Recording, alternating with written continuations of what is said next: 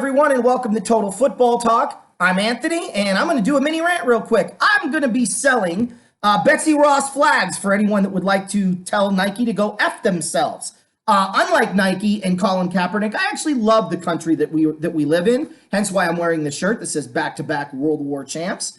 All kidding aside, I don't have a Betsy Ross flag for sale, but I did get a Betsy Ross original 13 colony flag as a gift from the students when I taught U.S. history 2 years ago now, something like that, 3 years ago, whatever it was.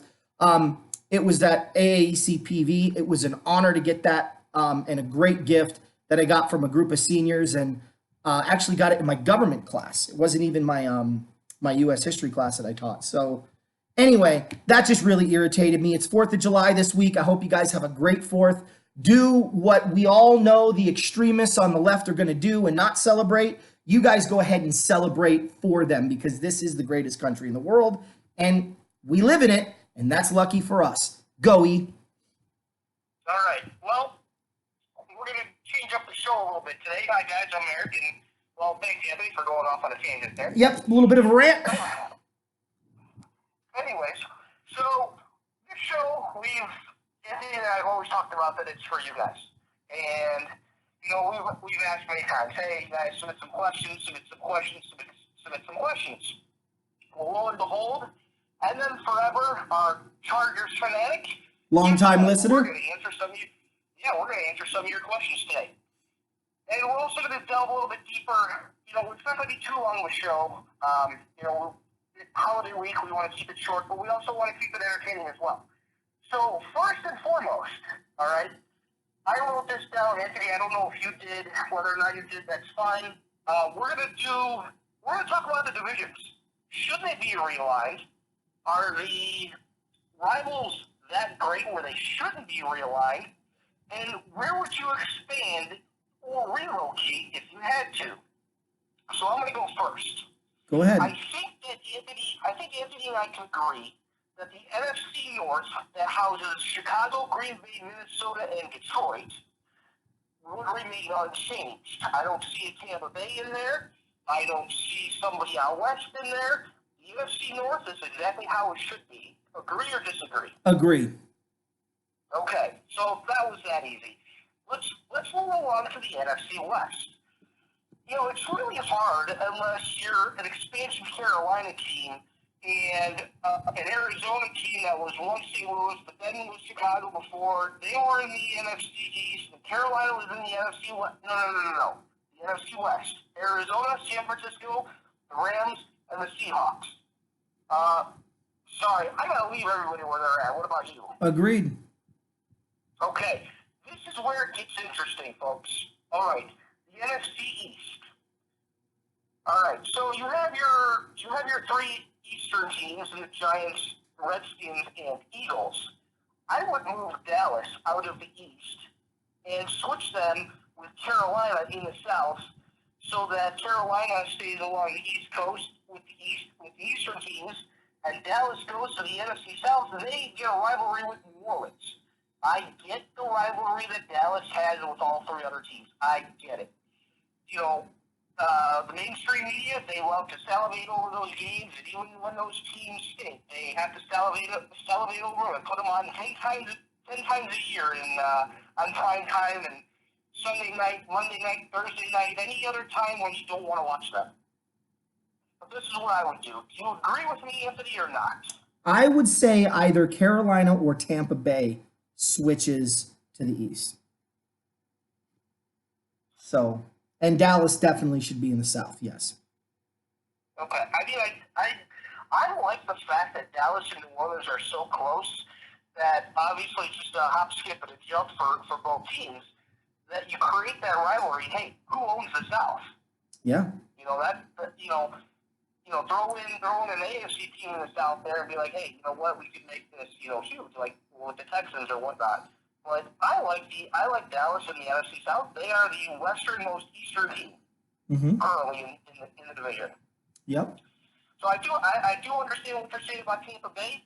I only say Carolina because Carolina is more up the Eastern Seaboard, and I think that would fit in well. They're really close to, not really close, but they're close enough to DC and then Philly and the Giants as well. So I just think it's an easier, quick trip for them than anything. Okay. However, let's move on. There's only one AFC division that I think has it correct, and that's the AFC West. Yep. Denver, Kansas City, the Chargers, whatever you want to call them, San Diego, LA, or Oakland, because some of us believe that they're going to be in Oakland one of these days. Mm-hmm. And then the Raiders, whether or not they house themselves in Oakland or Las Vegas. All right, so here comes the fun part. The AFC East. Now, I'm not sure if Anthony's going to agree with me on this. He kind of said somebody a little bit differently when I kind of ran through with him this before, but we'll see if he changes too. The AFC East should be these three teams definitely. Patriots, the Jets, and Buffalo. Now, here's where it gets interesting. You could theoretically put two, possibly three other teams in the AFC East, and nobody probably would bat an eyelash. Now, typically, the Dolphins are in the AFC East, but you could move Baltimore. Andy, who did you tell me yesterday? Indy. I would move Indy to the north, and I'd move Baltimore to the. Well, I said Pittsburgh, but then you rightfully corrected me and said Baltimore. Yeah, I have Baltimore in the East. I think they're close enough up to the New York metro area that would create a rivalry. That would change the division in a heartbeat, in my opinion. Yeah. Because the Patriots, even though a lot of the old timers they're going to be retiring very soon, and that goes for a lot of guys who are getting up there in age. Brady, Breeze, just to name a couple. So Roethlisberger as well, just to name a few. But the landscape's going to change. They're not going to get another Brady in New England, and they're not going to get another Breeze down in New Orleans. It's just they're once in a lifetime guys that we've had the pleasure of watching. So Anthony mentioned Indianapolis in the AFC North, and I wholeheartedly agree. 100%, I would move Baltimore to the east. I would move Indianapolis to the north. And Miami to the south. Exactly. And Miami to the south. And what I love about the AFC North, if you look at it on a map, Indy, Cincinnati, Cleveland, Pittsburgh, they're almost in a straight line with each other. Yep. You have to go a little southeast to get to Cincinnati, or I should say probably more south than east. But then you got to go straight up northeast to Cleveland and then straight east to Pittsburgh. I like that scenario right there. And anybody who wouldn't like it, you might not be a fan of football. I hate to say it to you, but talk about a lot less travel. Mm-hmm. And then of course the AFC South, Houston, Jacksonville, Miami, and Tennessee. I'd put Miami in the AFC South. That'd be great. Miami, Jacksonville for those Floridians. That would be a good rivalry for them. And everybody else, they'd probably turn off the TV and watch something else. Agreed. So then we get to, let's do relocation. And Vegas doesn't count because we already know the Raiders are moving to Vegas. Anthony, is there any other city in the U.S. that currently does not have an NFL team that you would relocate to? I can't think of a team to relocate, but I think Alabama deserves a franchise if you are going to expand or relocate. I think that I guess I got to come up with a second city, and I'm trying to think of one. Alabama, Georgia already has one. I can't think of another state that really deserves one. So yeah, I would go Alabama for sure. What were you thinking? Well, I was thinking that there might really be two or three logical choices. Well, here's the other thing. Hold on. I'm sorry. I did think of another one. Only because, well, I don't want to say that because I don't necessarily believe it's a football town. Never mind. Go ahead. All right. So I was thinking, I actually wrote down 6 cities, but I think 3 are logical. And I'm going to start with the most obvious one, St. Louis. That's where I was going. I think if they get the right ownership the right team, that city would embrace it like they would embrace their baseball. The problem is, like Los Angeles, That's no joke. well, here's the problem. Like Los Angeles, they have to win. Unlike Los Angeles, if anyone else is winning in that city, they won't support football. They won't. Yeah, that's the tough thing about being a Midwestern city where they love their baseball, and I get it. Okay, I wholeheartedly get it. Very, very rarely, or for a very short time, did the Blues overlap the Cardinals. But also, like, you get football in there, people will forget about hockey right away. Maybe. I don't know. The Blues were doing better than especially when they got Oshie and they were doing well. Now, obviously, they won the championship now, so that completely takes it off the table, in my opinion. I don't believe football will surpass hockey in St. Louis ever again because the Blues never left and they won a championship as the Blues. Well, maybe third time's a charm. Maybe they got to get somebody who's not named the Cardinals or the Rams and put it there and have it be their own team. Because the other two teams relocated, and I don't think they ever called those teams home. Well, that's what's going to be interesting with the XFL. That might be something to think about. That's what's going to be interesting with the XFL. We'll see. Absolutely. The other teams or the other cities that I could think of, and you could put it either one, maybe both if you wanted to, but San Diego or Oakland. Depending on, obviously, it all depends on each stadium if they were able to do that. Funded out of their own darn pockets, too, because none of the taxpayers who are getting taxed up the union want to pay more tax. That being said, if you don't want to relocate or put another team in California, my thought was Portland. Oregon? Yes. Huh. What are you going to call them? The Portland Antifas? I don't know. Call it the Portland Beavers. I don't care. Portland should never happen. Look, or go ahead and finish with your teams. But really quick, right. What about a second team in Chicago? You mentioned this probably within the last 1 or 2 years, and I know this always gets you. I don't know if Chicago would embrace a second team. I think there would already have to be a team here for two teams to work. I mean, they tried it before. The city's big enough to where they could, but man, it's a Bears town through and through. They'd have to. Yeah, that's true. The only way it would work is if the Bears were at their lowest of their lowest points. Yeah. And some team came in and they started winning. They're like, oh, well, let's switch from the Bears to whoever. Yeah. And I couldn't see it happening. The city's big enough for two teams, though. Yeah. I also thought of another city in Florida, Orlando, but I mean, you already have like close enough teams in Tampa and Jacksonville and Miami that I don't think Orlando would really work. Unless Jacksonville relocated to Orlando. Unless Jacksonville relocated, yeah. But I still think Jacksonville's relocating across the pond, if you ask me. Is it my turn yet? Yeah, go ahead. Okay. I'm going to answer this question in 3 scenarios.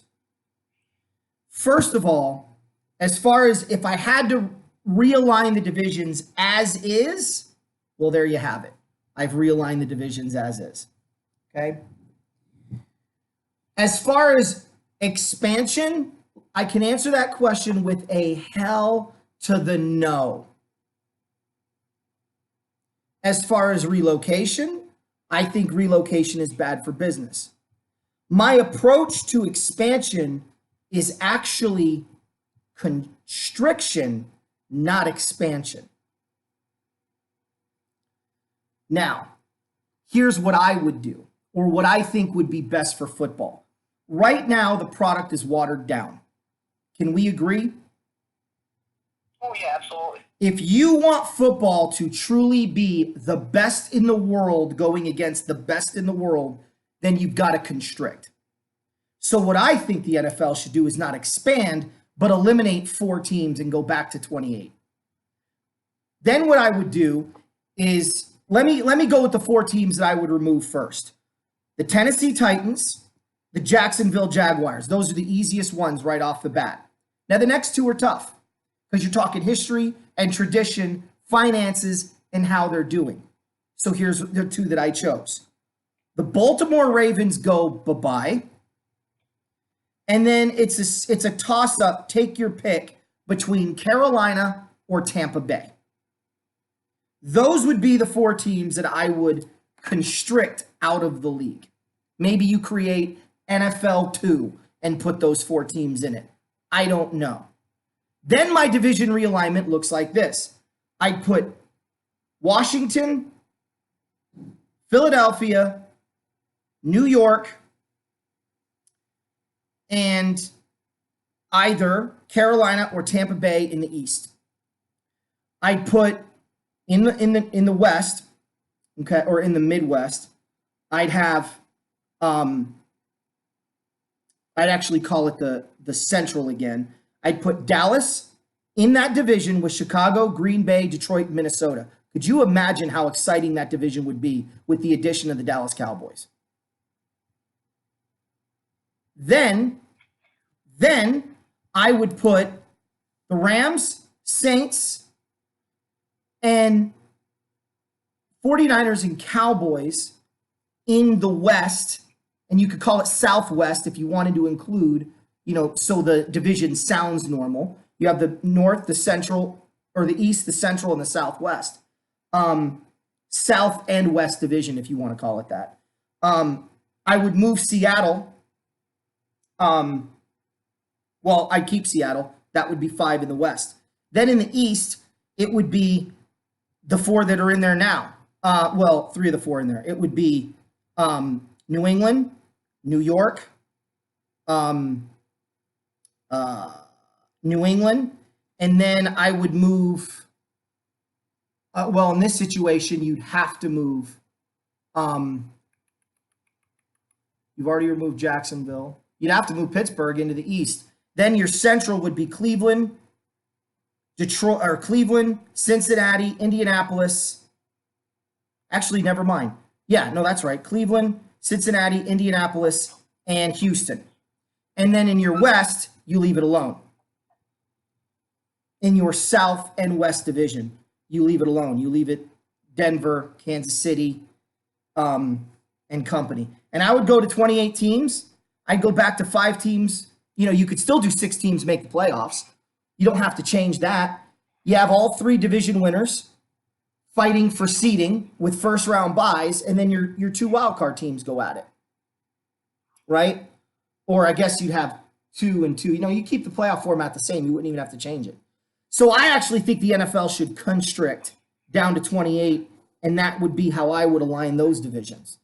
I think right now with 32 teams, it's awful to watch. I'm supposed to get excited about the backup quarterback situation. Could you imagine if somebody's backup quarterback was, say, this kid Jackson from Baltimore, or if it was, this kid from Tennessee as a backup quarterback? Could you imagine those guys being absorbed into other NFL teams and removing the filth that we're supposed to watch and assume is actual NFL talent? How much better would the league be? Yeah, you definitely have cheaper rosters. Yeah, I mean, your backups too would typically start for any of those other teams. Would be coming off, and they'd be making a huge impact in a game, later in the first half or in the second half. And the Eagles would have been able to keep Nick Foles. And these young quarterbacks coming out of college would have more than, a game to grow before the NFL experts want to label them a bust. I'm not talking about anybody in particular, Jared Goff. But they would actually give them a couple of years to grow into the position. You take a lot of that pressure off of these athletes. And you'd force the college game to have seniors stay longer, juniors stay for their senior year, because the draft pool wouldn't be as large. I'd also like to see the draft go to, you can keep it at 7 rounds, but I'd like to see it drop to 5 at this point. But Or at the very least, if you're going to go down to 28, then you could expand the draft to 8 rounds. Take your pick. There's a lot of different ways that it could help the league. I just think right now 32 teams is too much. I think a safe number is 30. And if you wanted to go 30, then I guess you'd keep, either Carolina or Tampa Bay. And you could probably keep Baltimore in that situation if you wanted to go 30 and then just go 5, 5, and 5. In which case, you'd move Pittsburgh back to the north and you'd put Baltimore in the east like we talked about. And you could put Carolina or Tampa Bay in the NFC East. So, I mean, all of this is fun to play with, but, I'm telling you right now, guys, the league's going to get unwatchable if they expand any more teams. If this thing goes to 34 teams, you're not getting a good product. And the likelihood of your team being good goes further and further more unlikely. So, to be honest, Anthony, I think the only way that they expand would be 2 teams in Europe. Maybe. But what are you going to do with those 2 teams? You're going to force one division to have that kind of travel? Well, like I mentioned before, you could either stay 2 weeks over there, they could stay 2 weeks stateside. They could make the travel work. It wouldn't be ideal. I wouldn't do it, but I have a feeling it's going to get that way after the new CBA is signed, sealed. Fine. You want 2 teams overseas? Fine. Toronto and Montreal. There you go. They're not overseas, but they're out of country. Everyone's happy. Call them the Blue Jays and the Expos. There you go. We'll call them the Expos and the, and the Phantoms to honor the AFL, I guess. I don't know. Seriously, just have the Alouettes and the Argonauts just join the NFL. Right? Seriously, they're one of the great teams. Anyway, so that answers that question. I actually think that there's 2 viable teams to actually be contracted. I agree with you on one AFC South team, and that's actually Jacksonville. I know you mentioned Tennessee, but I think more Jacksonville. And I think this team would surprise you, but with the current stadium situation, and them probably not getting a stadium anytime soon, but Buffalo could be a candidate. Yeah, I worry about Buffalo. That's an AFL original. I'd hate to see them go, but I think Tampa Bay is in bad shape too. Tampa Bay is in awful shape right now, financially. Well, remember their owners, the same owners that own Manchester United, so they got deep pockets. They do, but at what point? I mean, they're also not football guys. And at what point do they just say, "Frig it, I don't want to do it"? So. Well, they are football guys, just the wrong type of football. Well, they're not American football guys. Anyway, I know mine probably shocked a lot of people. Oh, going back to 28 teams, what are you thinking? Well, I'm not saying I'm right. I'm just saying I think that would create the ultimate product for the NFL to go compete with because everyone would be better, and I think you'd see a lot tougher competition across the board. And if you really wanted to throw a monkey wrench in that equation, you contract the playoff picture back to 5 teams too. And if we're going to have, if I'm going to live in fantasy land, remove the bye week as well. You want a bye week? Earn it. Yeah. Earn it. Yeah. No kidding. You earn it by your regular season performance and being one of the top 2 seeds. But if you are going to keep the 6 teams, I like what the NBA does, right? With one exception, I would have all 6 teams that make the playoffs seeded 1 through 6. If the number 2 seed is a 12-4 San Francisco 49ers team who finished second in the division to the Rams, then, they got a first round bye and they're hosting the first round of the playoff games. Well, what do you get for winning your division? You make the playoffs. That's what you get. It doesn't guarantee you host a game, but at least you make the playoffs. I think that would ultimately be fair. But anyway, what's the second question, E? All right, next question. I think this one is pretty easy, but do you think college football should compete with the NFL and play games on Sunday? No. Survey says? No, it's a farm system. Does AAA compete with Major League Baseball? No. And not to mention, these college athletes aren't playing college football because they love college football. They're playing it because they want to go pro. Right. At least the ones that you guys all watch and put on your fantasy team and cover religiously on television. Now, maybe your local team, if you're a Sun Devil fan or if you're a Navy midshipman fan or, you're a Maryland Terrapins fan or somebody like that, yeah, then you're watching your guys. But I promise you, as an athlete, they're not playing college football thinking, well, I'm not going to go pro, so I'm just going to enjoy the game. Some of them may realize, well, I'm probably not going to go pro, but if I play really well, I have an outside shot. Most of them are probably thinking that. And then those that know they're good enough to make it, know they're good enough to make it. Anyway, yeah, easy question to answer. Easy question, absolutely. Next question. Has the NFL had its version of Michael Jordan? Oh, I thought about this one a lot. I personally am going to say yes.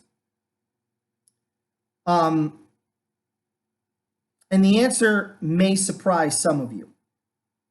I think Before you reveal your answer or answers, I'm very, very interested to see who you're going to say, because I'm wondering if we're thinking about the same person or persons.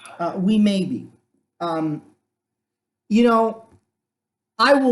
Let me preface this question with this. The NFL has not only had their version of Michael Jordan, but they've had their version of John Havlicek and Bill Russell. Okay? Bill Russell, because he came a little bit before Havlicek, or Jerry West, whoever you want to put there, I would argue was probably, you could put any number of people here. But I would probably say Jim Brown would be, Bill Russell. As far as your John Havlicek, I would say you could put Johnny Unitas in that category. You could put Bart Starr in that category. You could put Roger Staubach in that category. And then Michael Jordan. Yes, we've had our version of Michael Jordan. And before I tell you that answer, we've also had our version of Kevin James. Kevin James. Wow, really me? The comedian? We've had a lot of Kevin Jameses. What's his name? God, LeBron James. And that is obviously, what's his name in Denver, in Green Bay? Aaron Rodgers, minus the championships. Yeah, for me, right. Well, if we're only talking champion, but see, it's all about, to me, when you say the Michael Jordan of the league, you're talking about who's the guy dribbling the basketball on the NBA emblem. When people think basketball, whether they were born in the 2000s or they were born in the 1970s or the 1980s and 90s, they symbolically think that character on the shield is Michael Jordan. And in the NFL, I think that can only be one person. In my opinion, that person is Joe Montana. Now, one could argue Jerry Rice, and I wouldn't necessarily disagree with that. So I would say pick one, either Joe Montana or Jerry Rice. And I think both are good answers and both are legitimate. Now, I know that makes Forever happy, and that's coming from a Ram fan. Go ahead. Yeah, I'm thinking actually with the NFL, it goes in waves, and by waves I mean by decades. To me, yeah, the NFL's had their MJ in different decades, and started in the '60s. Okay, Bradshaw possibly even in the '70s. I'm sure there might have been somebody else better. Roger. But what's that? Roger Staubach. Staubach, Bradshaw, they could go back and forth. You could make an argument for either. In the 80s, Peyton and Rice in Montana. Seriously, those guys were the stars of the 80s.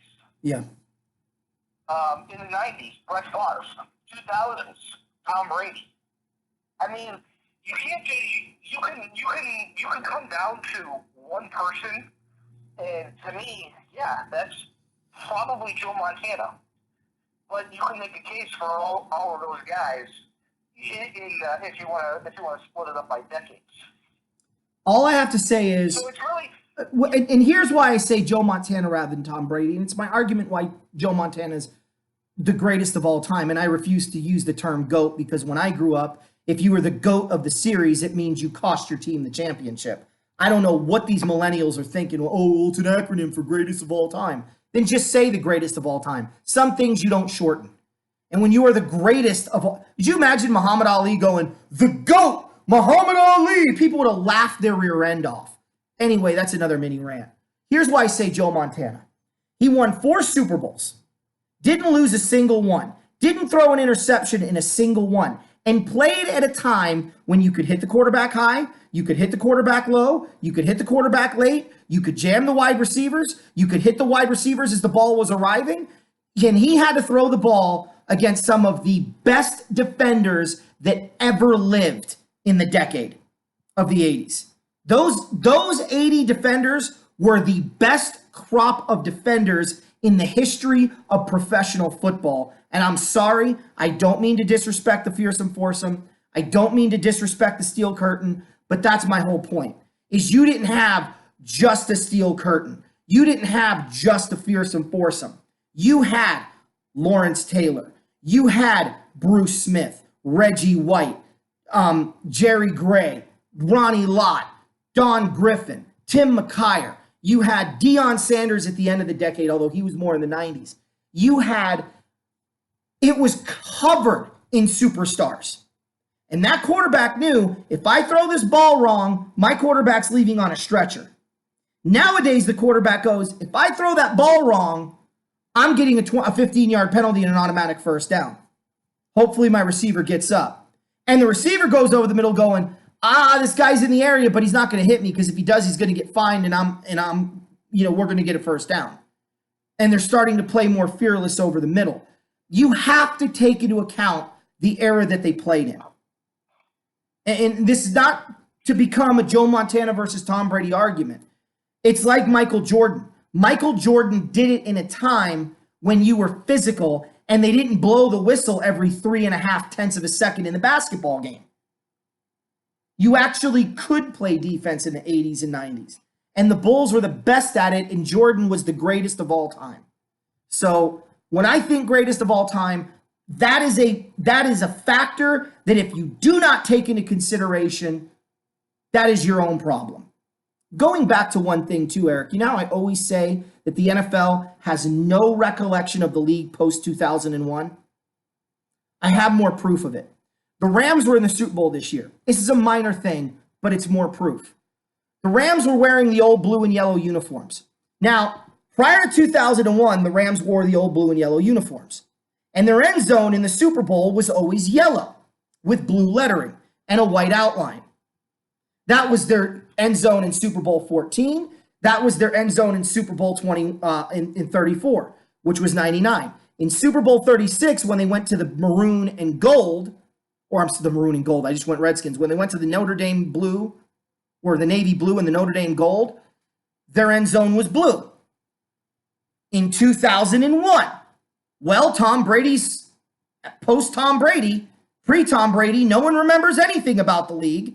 So what did they do? The Rams were wearing the blue and gold. They went, the last time the Patriots played the Rams had a blue end zone. So we're going to give them a blue end zone. It's a small thing, and I'm nitpicking here. I'm sure some of you are rolling your eyes and probably muting this part of it, but it's just another example on top of what I'm talking about. And this argument, who is the greatest of all time? Who is the Michael Jordan in the league, or have we had one? It just kills me, because everybody thinks passing numbers only existed because of Tom Brady's era. And Joe Montana was throwing the ball all over the lot. A lot of people don't realize that West Coast offense that Bill Walsh introduced, that completely revolutionized football. There would be no Tom Brady if it wasn't for Joe Montana. So you can't say a guy that would never have existed in today's football, thriving under these statistics and these numbers and these rules, is Michael Jordan, when the guy wouldn't be there if it wasn't for Michael Jordan. Joe Montana came along at a time when the league ran the ball and played defense. Any quarterback after that, you're not Michael Jordan. You're LeBron James. Deal with it. And that's another comparison. LeBron James has lost championships. He's been to more than anybody else. Michael Jordan. Everybody else besides West. Right. Michael Jordan's never lost a championship. Well, Tom Brady's been to Super Bowls more than anybody else, but he's lost them. Joe Montana never lost a Super Bowl. Mic drop. Sorry. So yes, we've had a Michael Jordan. And that's why I say it's Joe All right. Montana. So we're gonna stick on the Rams here, Oh boy. and we're gonna back in this question with a Bears question, and I want to get a Rams fan prognosis on the question. But the question that I have for you, Anthony, is: do you see the Rams letting go of Gurley anytime soon? Go. An $85 million paycheck? No. Now, that doesn't mean his usage is going to stay the same. I actually think his usage is going to decrease. I think they may incorporate him more in the passing game and give him, maybe use him as a first down runner to kind of set the table and then bring in people and then use him as a third down back. I could see the Rams utilizing Todd Gurley as a first and third down back and then using somebody on second down. Or using Todd Gurley as a third down back like a Dave Meggett, minus the kick returns because the league won't have those anymore. But I don't see the Rams getting rid of him anytime soon, but I think his usage is going to go way down. So if you're in fantasy football and you spend more than $30 on Todd Gurley, congratulations, you're an idiot.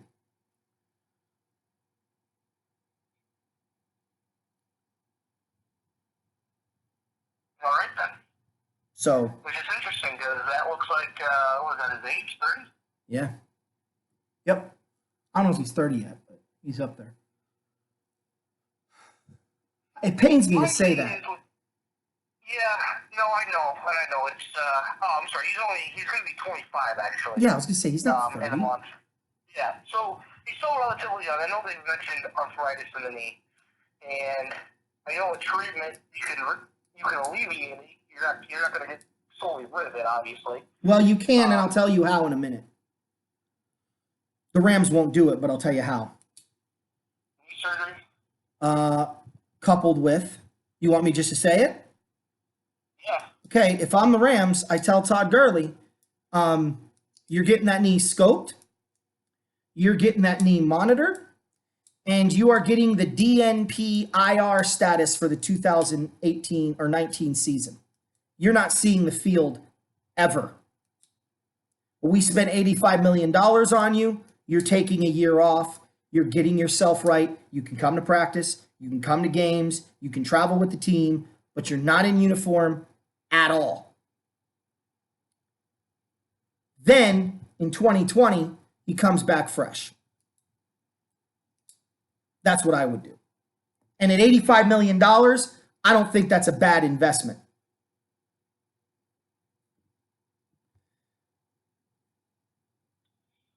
Well, he's only making $5 million this year coming up. Right, so you're not taking a hard hit. His extension hasn't technically kicked in yet. Right. And that's why I said it's a great investment for the $85 million that you spent on him. Because he's got this final year under his contract anyway for the rookie deal. And then his new contract kicks in.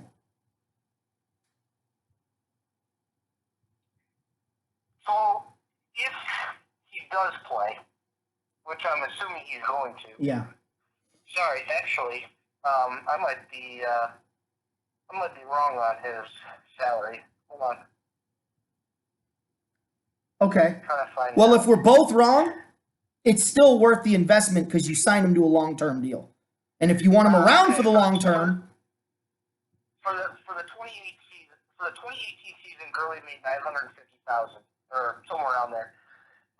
Going into this year, he gets a bump up to $5 million. yeah. So If I'm Gurley or if I'm the Rams, I definitely play him. I mean, no way. you paid him that much money. I understand your whole send him out a year, scope him and whatnot, but I play. You gotta see what he's got, and how he responds to off-season rest.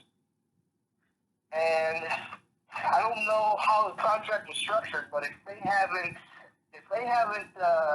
really got into the meat and potatoes of the contract yet, I mean, you really can't get out from it. You're kind of stuck with it. So do I see that moving on from Gurley anytime soon, give it 3 more years and then talk to me again. Okay, and to answer your question, Eric, he's already had several off seasons to come back and see how he does. This is an injury. I'm sure, yeah. So, anyway, next question. My back-ended question to this is this the make or break year for Mitch Trubisky, whether or not you pick up his option, his 5th-year option? Sure, if you're an idiot. That's an easy one. If you're a total moron or you're anybody on the NFL Network, like this new guy, John Schriff, who thinks wearing tennis shoes with a suit is a good approach, yeah, go ahead and make it a make or break. And do me a favor. Go ahead and cut him at the end of the year if he doesn't win a Super Bowl, so I don't have to worry about the Bears for the next several decades. Mitchell Trubisky's already proved himself. He took a team prior to him that couldn't win to save their lives and made them a division champ. He's obviously got a relationship with Nagy. And, you know, he's going into what, the 3rd year of his contract? He's going into, yes, this will be his 3rd season, pro season in the NFL. So here's what I would argue. It's not a make or break season. It is a, are we right or are we going to need more time to evaluate season? And what I mean by that is, I tell you, it's 3 years to evaluate a quarterback. Look at Jared Goff last year compared to Jared Goff's rookie year, compared to Jared Goff's 2nd year. There's no comparison, right? He's a stud. He's a keeper. Lock him up for the long haul, and the Rams are. Mitchell Trubisky looked pretty good his rookie year, looked even better last year. So this is kind of that 3rd year. Let's see if he takes a step back, but I didn't see no sophomore slump. Looks like you got yourself a player. So no, I don't think it's a make or break year. Why is my nose so itchy? I'm in this garage. Because you're lying. No, I'm in the garage. I got some kind of an allergy. I don't know. I'm excited for Trubisky this year because his 2nd full season in Nagy's offense. I think he's grasped a lot more of the playbook and the offensive schemes and what Nagy wants to run. And now, you know, with they don't have a big bruising back that they can just pound the ball with. They actually have a lot of different playmakers in the backfield. Let me stop you right there. The Bears have only had a big bruising back 4 times in their history. Okay, I would argue 3. Okay. Bronco Nagurski, Walter Payton, and Howard. And Howard. Now, if you want to throw Red Grange into the equation because he was power and speed back then at a time when the athletes were significantly smaller, I guess you could call Red Grange a power back. Neil Anderson was not a power back. That guy had power, but he wasn't a guy, if you needed 3 yards, you handed him the ball and hoped you could plow between the tackles and get 3 yards. You threw him a toss sweep, you threw him a swing route, you hit the edges of the defense, but you didn't run him right up the power gut, right? So the Bears aren't, not to brag, the Bears aren't the Rams. The Rams have had a history of power backs. Lawrence McCutcheon, Jerome Bettis, Steven Jackson, I would argue Todd Gurley. Even guys that don't look like they're power backs like Eric Dickerson would run you over and they would run right up the tackles, right? You know, Tank Younger, Bass, Mike Bass, the running back. So the Rams have had a history of that. The Bears have not. The Bears are kind of a balanced. Bears and Rams are the 2 greatest franchises when it comes to running backs in NFL history. They are running back, not you, because it's not a university, but they are the running back franchises of the National Football League. There's more Hall of Fame running backs out of Chicago and LA than there is all the other teams combined, right? So the Bears have made their headway with a lot of different types of backs, and this kid looks like he's going to be pretty good. So I'm sorry I cut you off, but I wanted to say that. I mean, yeah, they got a tougher schedule this year. But I'm hoping that, you know, he doesn't look great for 15 plays and then all of a sudden he goes back to mediocre. I hope he can sustain it for the whole game. And I really think that if that happens, there's going to be a whole different type of Bears offense that not even a historian for the Bears has ever seen before. Well, Eric, yes, but I would argue whether Trubisky is that or not, you're going to see an offense you've never seen in Bears history before. I mean, we've already seen it. Well, yeah, we saw it last year. But I think that's just the tip of the iceberg. Well, I agree. The running back position in the National Football League is going to be reserved for those who want to be a dynasty. The rest of the league is going to continue with this quarterback wide receiver thing. They're going to continue to throw the ball 70, 80, 90, 1,000 times a game. And they're going to continue to be leaving teams in the ball game, like our beloved Sean Payton. But the team that says, you know what? We got 4 minutes. My big uglies are better than your front three. I'm pounding the rock 15 to 20 plays. We're going to take this clock all the way down to 0, take a knee, give you the middle finger, and walk out with another dub. That team is going to be the next dynasty. Whoever it is. So, enjoy the Bears passing the ball over the lot, but that's not going to necessarily guarantee a championship. I know of what I speak. I just saw my team put up 3 points in the Super Bowl. So, and I loved how people were like, oh, the Rams are a running team. No, we're a balanced team. We've been a balanced team since McVay showed up. We weren't very balanced in the Super Bowl. But, because again, I'm seeing more and more linebackers that are cover guys. Pass rushers, you know what they're not? Run stuffers. And I love these NFL head coaches. We got 2 yards on first down. We got 1 yard on third down. And we threw and got a first down. So now we're just going to throw 13 downs in a row and forget about the running game completely. Do you imagine Barry Sanders today? The dude would have 9 carries for 21 yards. He would have Arena Bowl numbers. In case you don't know, running backs in the Arena League, the all-time leading rusher by 271 yards is some dude for Philadelphia who rushed for 615 yards in 17 games. Not even 16. That would be Barry Sanders today. He would be a 3-year wonder and then fade away into existence because nobody runs the ball. Because they couldn't stomach a 3-yard loss on first down, followed by a 4-yard gain on second down. And then think to run the draw and gash it for a 47-yard touchdown run. Teams don't run the ball on 3rd and 1. They don't even run the ball on 3rd and inches anymore. So, we'll have a few champions that have these quarterback gurus and these quarterbacks that are throwing the ball over the lot, but they won't be a dynasty. I'm just telling you right now. Because who else still throwing the ball? What's that? You know who else still throwing the ball? Who else doesn't run the ball? Who? Yeah, the New Orleans Saints in the NFC Championship game. That's it. Right, exactly. What kills me is this. You can do whatever you want to this league. You can change the rules however you want, right?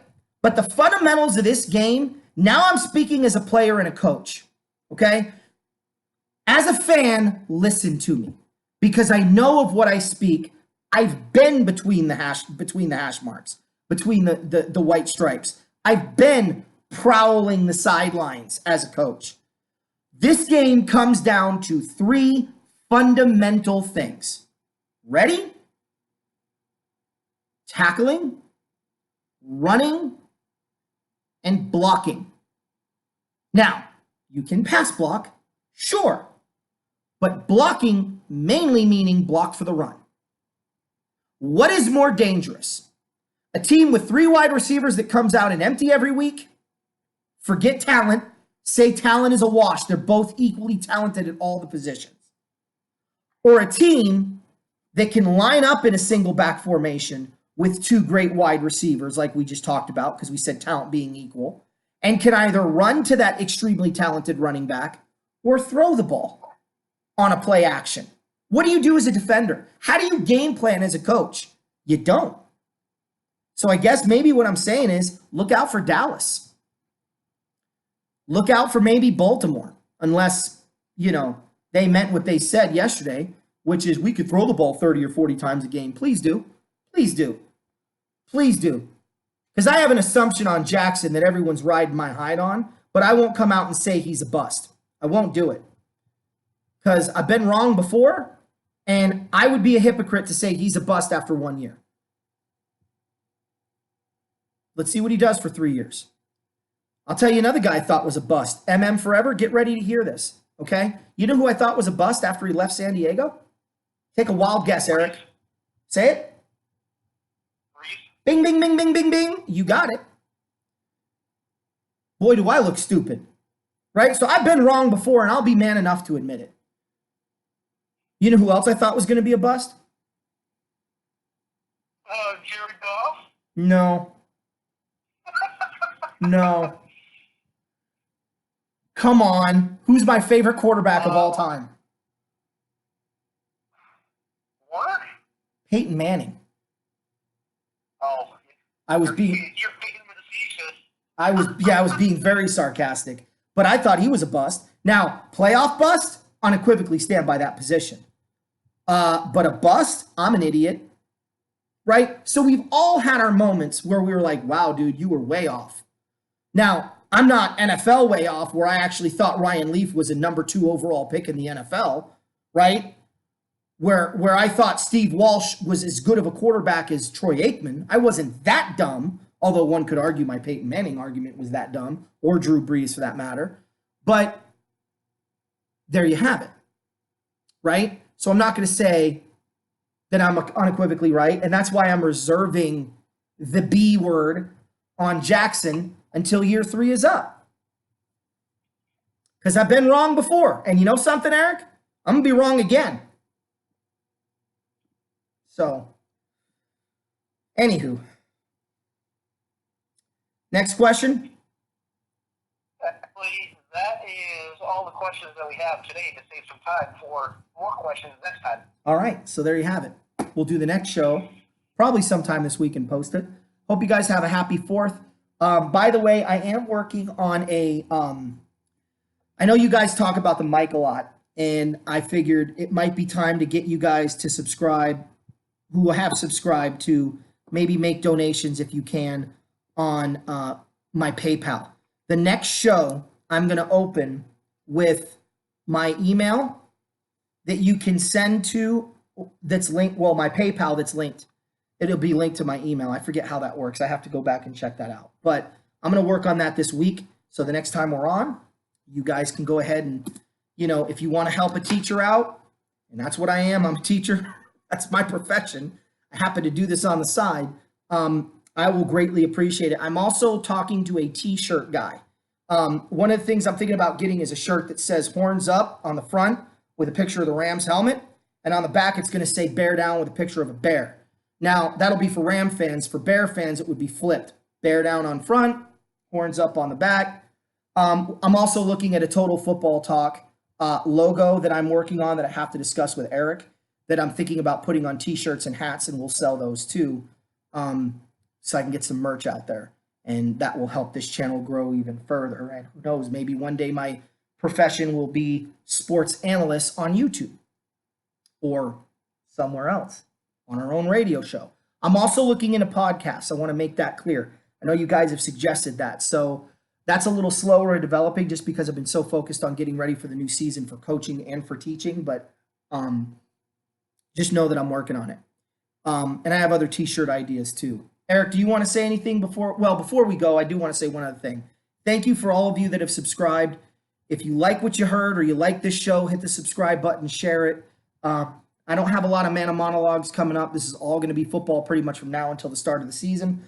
Keep the questions coming. You guys are awesome, and we'll make sure that we give you a shout out too. So please comment below, hit the subscribe button. I don't know if the bell works, but hit that if you want an alert from when we post. E, your go.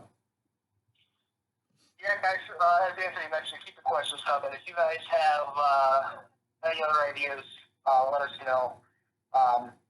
Pretty soon, the way it's looking, I'll be out in Arizona full time, moving out there. So this way we don't have to worry about the whole phone stuff. But we'll be able to get more guests on and whatnot. And with the whole guest thing, brace yourselves because we're gonna get some really good guests. I'll be reaching out with phone calls and whatnot, saying, hey, we want to get you guys on our show. We want to go to a show. So hold out for that when I move out there. Yeah, I'm working on getting a former NFL player, not Vince Ferragamo. We already got him once, but I'm working on another one. Hopefully that'll happen. And I'm hoping that he'll set me up with another one that I really, really, really, really want to talk to, that I am nervous as a giddy boy about. Not a guinea boy. I am already a guinea. Well, not a boy. I'm a guinea man, but that's besides the point. Being Italian, but I'm giddy as heck about the possibility that this could open up for other people. One player in particular. So yeah, definitely be ready for guests. And also, there was a comment about somebody wanting to come on the show. I'm spacing the name. Who wanted to kind of call in and tell their story about why they're a Ram fan. I'm all for that during the downtime. So that's something we could certainly talk about, is bring you on one time, share your story as a new Ram fan, which I think is great for the perspective of growing the fan base. And maybe me asking a few questions here and there, them asking me a few questions here and there. But that's kind of one of those novelty specialty show things that we like to do. So I've done that with LT. I've even been on his show before. So subscribe to LT's channel if you haven't. Clash of the Horns is another great one. Subscribe to his channel. And that's it. Horns up. Bears out. And go Rams. And go Bears. He means boo Bears.